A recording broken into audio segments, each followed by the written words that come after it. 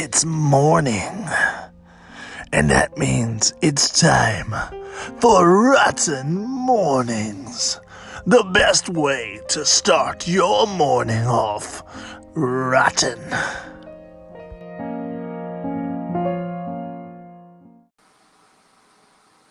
Hi. Yeah. Good morning, everyone. It's another episode of Rotten Mournings. I'm Scott, I'm Matt. and today we're going to talk about the same stuff we talk about in every one of these podcasts. You doing okay this morning, man? Get ready for a boring one this morning.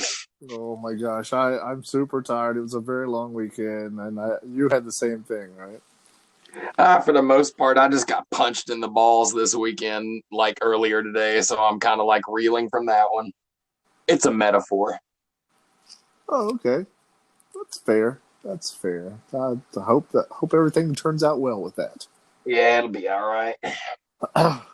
Okay, so let's go over what happened yesterday. Some of the stuff that people saw. All right. Let's see. What did we have all yesterday? The podcast yesterday with the Georgia Guidestones. Yes, that was a very interesting. I think that was very funny at the beginning, also. Yeah, we had a deep dive into some strange territory. We had the second episode of Rotten House. Yep. Yeah. Shadow Box. Yeah. And is there a third part of that, or is that the wrap up that series? That's wrap up the Shadow Box, yeah. Cool. I enjoyed that. There are more pieces to the Shadow Box, but they fall under like the other parts of it. Sure. Well, I had fun with that. I think that's a fun series, and I think the music and the stop motion, the Buster Keaton-esque kind of way that's done. That was really neatly done. The music I put in there too, that was me. Yeah, that. I mean, it's not exactly what it was, but I mean, it was pretty close. Pretty close. Well, I don't. I never listen to the music, so I just say that out loud. Yeah. Fair. Yeah. So I enjoyed me making that sound while watching. Also fair. And then we had episode 4 of Rotten. 4, yes, episode 4. Your episode is very fun. Watching them cut into that fun belly you got going on there. I like how on your previously on how you did that too. How you did the shots that you wanted to make sure everybody saw, especially the butt grabbing. I don't know what you're talking about.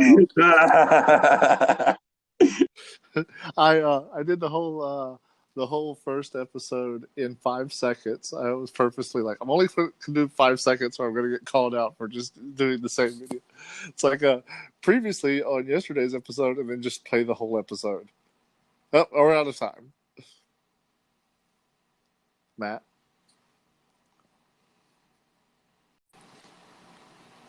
So I like that part because I was thinking, hey, and then just show the first episode all over again. Yeah, exactly, and just let them watch the whole episode again. Then you can play the intro and be like, "Stay tuned for the next episode for the part after the intro." Or you can do previously on and draw all the scenes out for twice as long, and then be like, "On the next episode, we'll show you the last of what happened last episode." By the end of the month, it's just like the Rotten intro. Yeah. So it's kind of funny that you bring that up because I did speed through, and then I was watching the Rotten House, and you sped through that. So what I did was I take both of those episodes and I played them at normal speed. Right. And we put out 8 hours of broadcast today. Just had water. Genius, man. We are working too hard on this. Yes, we are putting way too much effort into this. I think the payoff is not there. That's actually the thing. Man, the amount of time I spent filming the thing that I'm going to put in the next episode was ridiculous for what I got. It's ridiculous. I was shocked. I filmed a thing, and then once I put all the footage together, I'm like, wow, I have so much footage. And then when I edited it, I'm like, all right, I need another 4 minutes. Where'd my footage go? Hey, who took my footage? That's like you going out trick or treat and you come back with a bag full of candy and you're like, yeah, and you open the candy and there's like a Butterfinger on top and a Reese's, and then it's just a bag full of that orange and black innocuous caramel chew garbage. Somebody brought that up in the what's your favorite candy post Yeah, I saw that. And I wish they hadn't, because I didn't want to remember it. Oh, those horrible caramels. So the other part of the rotten strips. I really loved the ice sharks reminiscent thing a lot. Also, especially when the little fish swam by at the end. Yeah, that's your hello. Yeah, hello. That was hilarious. It's so stupid, man. We're trying to, we got this 5-minute challenge going on. So the other part with Bama Hinge is like, hey, here's Bama Hinge. They don't have tacos. 1 star. Exactly. But I didn't, because I had to cut the end of that segment off. Because you didn't have enough time. The joke got cut out. So, it's good. I think it still had the joke because you did say absolutely no tacos. 1 star. But they get a star in there. That's so crazy. What do we got coming up today, Matt? Well, today, of course, you're listening to us now, and later on today, we should. This is one of those ones that I've got scheduled that I really hope happens. I've got a lot of it. I'm hoping to everything that the first episode of Dolls vs. Teddy Bears comes out today. Wow. People have been waiting for that. In fact, no one's tuned into anything else, just waiting for that. Wow. Way to make it like way more of a pain in the butt. Awesome. And then after that, we'll have my episode of Rotten Strips. And I've gotten some of that film too. So you know what? It should be a hoot, to say the least.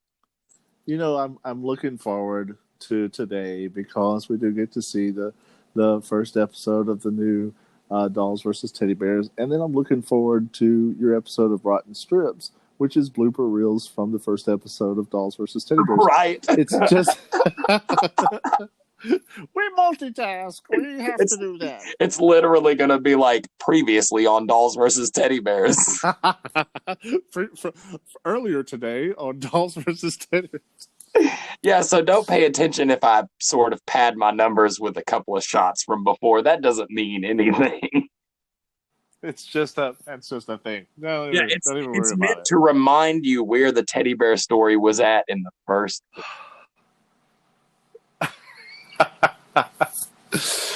Okay, well that sounds like a thing that will be a thing. It should possibly be yeah. Cool, man. Well, gosh, man, it's Monday morning. I've got my coffee. This is Rotten Mournings. Stay tuned after the break, and we'll come back with our English. We're going to come back with our perfectly spoken English. Oh my God. Cannot make that promise. Have a rotten morning, guys.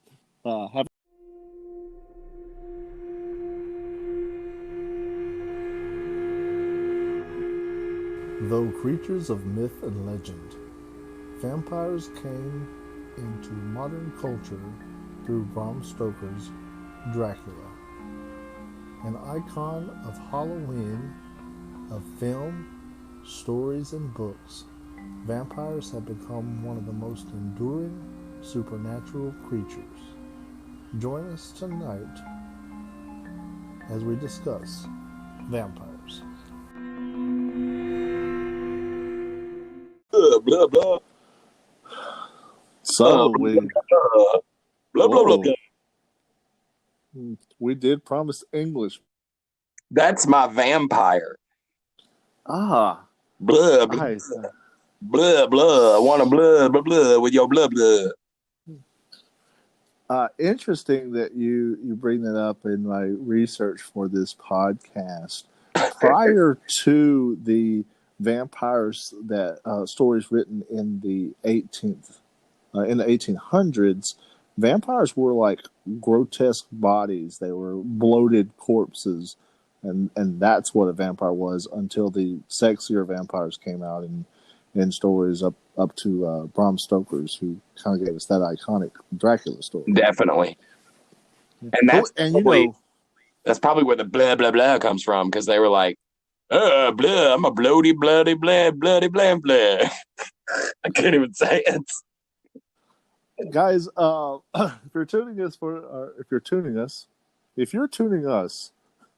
this podcast, if you're tuning in for this podcast, this is a topic that Matt and I both know tons about. If we talk over each other a lot, you'll just have to forgive us. We just get excited about it a lot. Yeah. Well, that's all I had to say. That's me too. I really didn't have anything else. I just wanted to apologize to everybody for us talking over each other. Yeah. And we've got that out of the way. Yeah. So anyway, guys, that have was a great vampires. Matt, no, we can't go yet because even though I was talking about the bloated corpses, do you want to talk about the hopping vampires? Oh yes, man, those are some of my favorite. The Japanese vampires that like have their legs tied together and hop around everywhere with their arms out in front of them. It's one of the craziest like vampire stories. There are still modern like bloodsucker stories.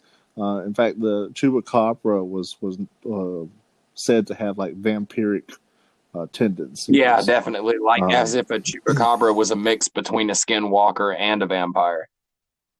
Mm-hmm. So the vampire actually has a lot of crossover into other creatures. Wendigo, or the drinking of someone's blood to gain their power. Oh yeah. Thinking like ravenous, like that can be in the realm of vampire stories. Indeed. I mean, if you take anything like that, any story of one person or one society that's like feeding off of another part of the society, I mean, it's basically just the story of the elite. That's a very interesting take on it. So you think that vampires came or can be analogous to a societal structure? Correct. Yes, I do. And in fact, I think it's very deep-seated in the psychoses, and you'll see the popularity of these particular creatures based on how the economy is doing, how like society is getting along in general, between the relevance of vampires and zombies. That's a good point. It's something that we haven't really discussed a lot, but all of the supernatural creatures, or the popular, I guess I should say, supernatural creatures do come up at certain political times, and there are reasons for that. Zombies are one of the obvious ones. Well, for me, I have always felt like when the economy is doing good, right, when we're like all making a lot of money and everything's like up on the uptake, vampires get really popular because everybody sees themselves getting more and more money, and they see themselves moving into this exclusive club where only a few people are members and they can do whatever they want and they live forever. And then when the economy is bad, everybody sees everything on the decline, and they see that they're joining hordes of people to become stronger. And so zombie movies become more popular because the weird thing is they're popular because we identify with the villain, not the hero. Mm-hmm. Mm-hmm. I can see that. I can see that. Vampires have been such a prolific part of media for the last 100 years, and they're so iconic. What would you say was probably the most iconic film version of Vampire? Oh my, the most iconic film version of a vampire. I mean, like, what draws into my head is immediately like Bela Lugosi and his films from back in the day. Oh my goodness, what is the one? I can't remember the best Bela Lugosi movie where he plays Dracula, and I almost want to say it's an Ed Wood movie. Oh, that's entirely possible.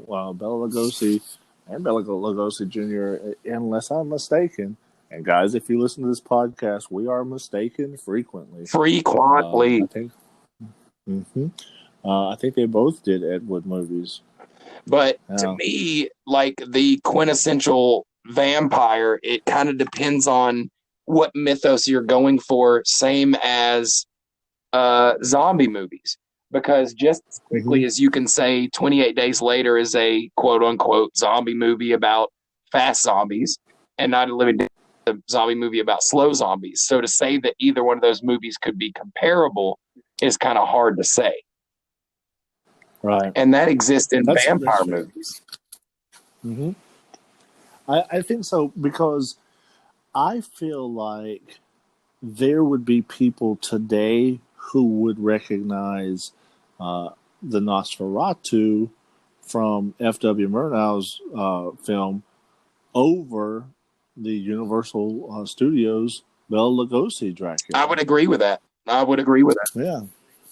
And which that's wild. I wouldn't have said that. I wouldn't have said that like 20 years ago. Or I just think that somehow Nosferatu has become a little bit more iconic to that. Honestly, I chart it back to stuff like when SpongeBob used it as a reference, when other people use that iconic scene of him coming up the stairs. It used to be in a maybe a Butterfinger or Reese's Pieces commercial for a while. It always ends up in different Halloween commercials. That one scene where he's coming up the stairs and you see a shadow on the wall.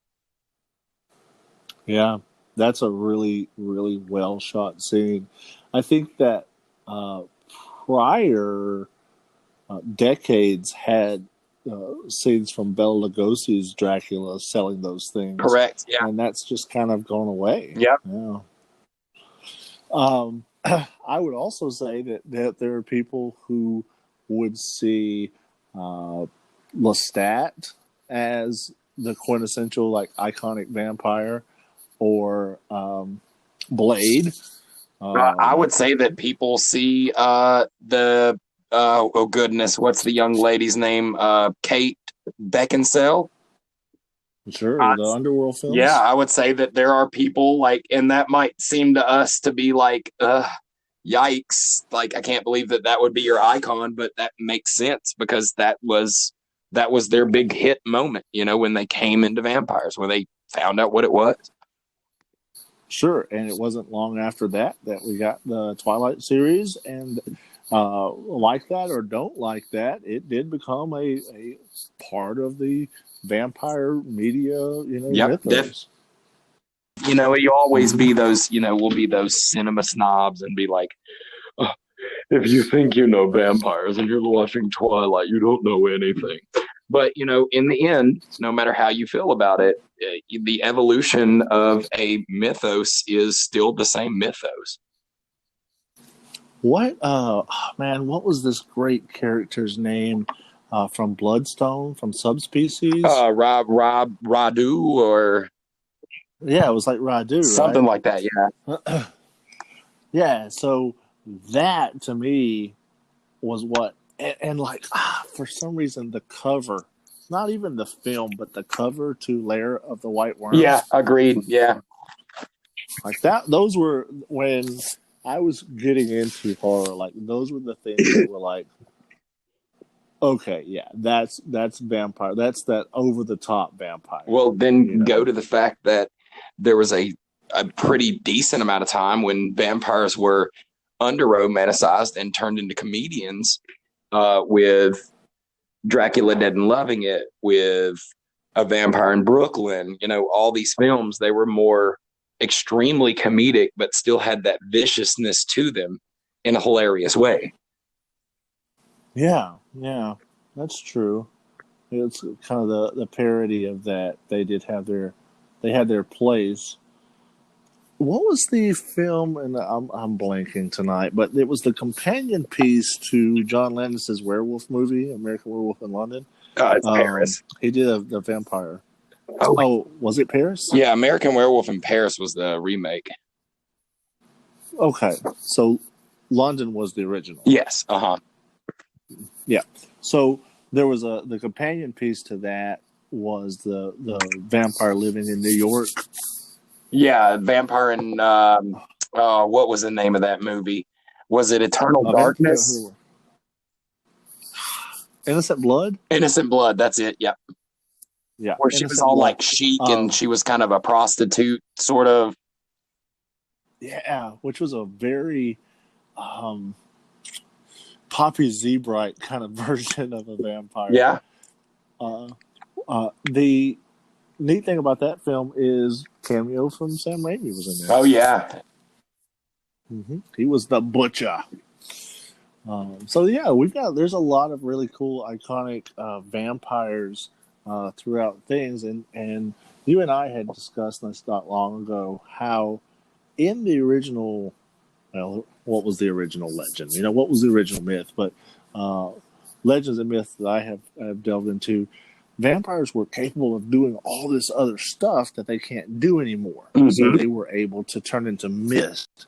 They were able to turn into wolves. A lot of people were like, "Oh, that's a werewolf thing." It was a vampire. It was attributed to vampires. Yep. People would kill vampires by putting seeds on their house, and the vampires would count the seeds until the sun came up. People would go try to find the vampire's grave to find the little tiny hole that the mist of the vampire would come out. They'd try to cork it. And also tie knots thing. That was a big thing. Like, if you tied a bunch of knots, a vampire had to untie them. And, like, where these, like, strange things came from is kind of anyone's guess. See, to me, I've always seen it as, like, if you go with the idea of the vampire being the, better than you type of person, then it's almost just like an obsessive. They make it a little bit more human by having an obsessive compulsive problem. Sure. It's almost like humanizing it because, technically speaking, nobody knows what the vampire's weakness is, right? Because we don't really have an accord of anybody escaping a vampire. Not currently. Right. So if they don't have an idea what it is, it's more about humanizing it with something that seems trivial. It's like saying that I could kill a superhero because they had an allergy to nuts, and I just happened to give him a payday or something. Yeah, wasn't Superman around for like a really long time before Kryptonite was brought out? Yes. Mm-hmm. And they're like, hey, this guy's just invincible. This is boring. Let's at least give him a weakness. Yeah, because at a point, your character has to have some amount of weakness, or it no longer has that ability to move through a story, that fight to win, that almost losing, who's the good guy or the bad guy. Somebody has to have a weapon that hurts them. If not, then it's just pointless. And that's so true. The series I'm thinking of, Matt, that kind of went into some of those legends and some of those stranger parts of the Dracula story, or vampires in general. Well, Dracula specifically. Dracula 2000 ended that film saying that Dracula was Judas Iscariot, and it explained why garlic affected him, because that was used to anoint the body of Christ. Why crosses, affected him, because Christ was crucified. It was his guilt that turned him into this creature. And creatures aren't uncommon to Christian lore. Yeah. And then if you really think about it that way, then basically you turn Judas Iscariot into the one single person that simply followed a rule and basically was able to help create a religion, and was prosecuted for the rest of his life for it. Yeah, a lot of people are back and forth on Judas Iscariot, and that's probably a conversation for another day. But he True. basically did what he was asked to do and got, hated for it. I think that's a part of what faith and I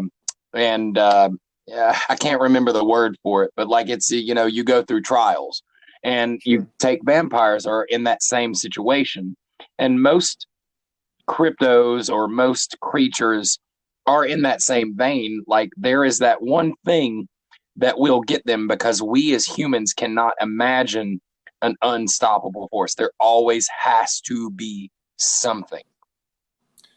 I think that as vampires were the story of vampires was coming about and people were sharing them, people would bring up situations, and to combat those situations, they came up with ridiculous stuff. Vampires can't move over running water. They're like, "Oh, how'd you get away from the vampire? Oh, I jumped across a creek." Well, Yeah, how'd not that even a stop him? creek. It could just be like you could just pee up a hill and he wouldn't be Yeah, able to cross your pee stream. yeah. You're like, I hope I drink enough water Right. until the sun comes up. Like, I'm gonna pee for the next.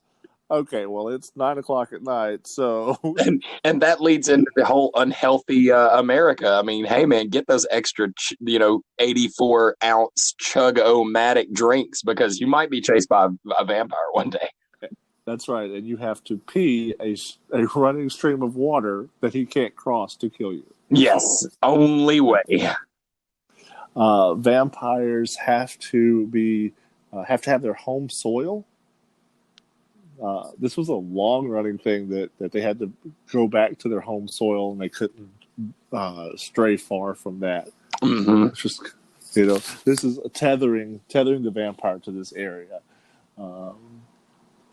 Them sleeping in coffins. I don't even know if that was like just kind of cool imagery, and so that kind of stuck around for a long time. Right. I wonder how, because I think there was a time when these scary creature vampires were up in the attic, or I always thought they were they would infest the upper portion of a house like a bat. Okay. And then how do we go from being up in the air as a bat and mist and a dog to being in a coffin? Like those things have nothing to do with a coffin. You know what I mean? Mm-hmm. So I wonder how the coffin iconography even came to play. I don't know, because if you put a bat in a coffin and then and leave it there all day, you've got a dead bat. That's all. Yeah, exactly. It's not That's good. not a vampire. You've got PETA, calling. Yeah. Like, hey, wait a minute, that's not right. We're like they open it in the morning time and they're like, "Oh, the bat's dead. You killed this bat." And it's like, "No, bro, you opened it. The sunlight hit it. You killed a vampire. There's a difference." That's a difference. Oh man, what was that great film where the vampire was hidden, chained up under water in the basement of a church? Oh, what was that? Oh, was it? It's not The Eternal, is it? I don't think so. I know what you're talking about, but I can't remember. But that was an interesting idea too. That was such a neat film, and I think Fangoria actually put that one out. Mm-hmm. But I remember the girl in the coffin, and in the bathtub. The bathtub was her coffin, and she coughs up her lungs, and then coughs up a cocoon to be in, and you're like, what is even happening? Right now? We're just making imagery for imagery's sake, and you know what? I'm here for it. I'm here for it. It was awesome. Yeah, like what if the casket was just a metaphor and it's actually a Chrysalis or a cocoon of sorts? Yeah, that's the whole thing, right? So you just gotta. If you don't have a coffin, you have to start coughing. Cough up a cocoon. Oh, geez, I am so inconvenienced by not having a coffin. You know what? I think I'll just turn myself inside out and hide on the inside. I've never been so bad at anything in my life. I don't know. That's really funny. So I did want to hit this, like we were talking about the Dracula 2000 film being talking about him being Judas Iscariot. the sequel to that film, also not a great film, Dracula 2002 or Dracula Unlimited or Unleashed. Yes. Some sort of thing. Not a great film, but it was the only vampire film I've ever seen where they tied him up using tons of knots, and then they threw seeds at him so that he had to count the seeds. And while this has always been this really cool story, in the film, they throw seeds at him, and he goes, "Oh, it's like 1,714." Yeah, it's like he counted them really fast. Yeah. I saw another film, and I don't remember what it was, but they did the knots thing. They were like, "Oh, well, I heard this knot thing work," and they tie the knots, and they're running away from him. They throw it back. He grabs it and like he unties them all in like a quarter of a second, and he's like, "All right, like you suck at tying knots." Like, how did you think? Like, you tied two knots. You basically tied your shoes. You could untie them fast enough to catch up to me. Come on. Have you ever seen this film that doesn't exist, Vampires versus Boy Scouts? It's like, oh, these are really good knots. Yeah, right? Is this like a double fisherman's quarter knot? Or would it be like the vampire chases you, running away? He gets right up on you. You spin around. Your shoes are tied. Right? So he leans down, unties him. He unties him, and then he kills you. And he like looks up midway. Are these double knotted? Yeah, they are. It's a really good knot. It's a really good knot. That's a really good knot. Yeah. Does that mean you're not going to kill me? No, it does not. Well, let me just say this one thing. You said the thing about it being Judas Iscariot. You know that there is even deeper mythos that vampires are what Cain was cursed with. That the curse of Cain, sure, to stay out of the light, to be trodden underfoot, that he had the mark that they say is, the thirst for blood. And all the different things that he said Cain was cursed by in the Bible, that they've kind of referenced it up to how vampires are now. Yeah, that's a big thing too. And Cain being the father to the mother of monsters, and there being a lineage of that. Mm-hmm. But vampires exist in so many different other religions and other places, other countries. Throughout time, just this kind of blood-sucking night dweller. Yeah. So it's kind of it's good, man. I think that's a recurring story. I think that's always going to be around. I agree, and we haven't even touched on the fact that a vampire that feeds off of blood is just one type of the vampire feeding. Right. That there are vampires that feed off emotion that are like succubus.